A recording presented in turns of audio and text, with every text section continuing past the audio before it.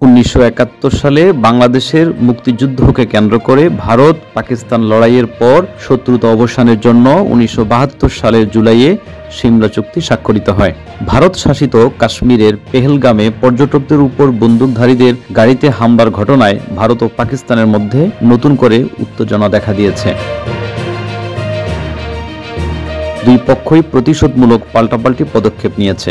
বৃহস্পতিবার রাতে দুদেশের মধ্যে হয়েছে গোলাগুলিও। সিন্ধু নদীর পানি আটকে দিয়েছে ভারত, একই সাথে ছেড়ে দিয়েছে জিলাম নদীর পানি। বন্যা সৃষ্টি হয়েছে পাকিস্তানের কাশ্মীরের একাংশ। এরই প্রেক্ষিতে পাকিস্তান সিমলা চুক্তি বাতিলের হুঁশিয়ারি দিয়েছেন এবং পাকিস্তানের প্রতিরক্ষা মন্ত্রী খাজা আসিফ জানিয়েছেন পাকিস্তান যুদ্ধের জন্য প্রস্তুত। পাকিস্তান সিমলা চুক্তি বাতিল করলে বাংলাদেশে কোনো প্রভাব পড়বে কিনা এ বিষয়ে মানারাত বিশ্ববিদ্যালয়ের আইন বিভাগের সহকারী প্রফেসর ব্যারিস্টার তানজিম ফেরদৌস বলেন, বাংলাদেশের স্বাধীনতার সাথে সিমলা চুক্তির কোনো ব্যাপার নেই।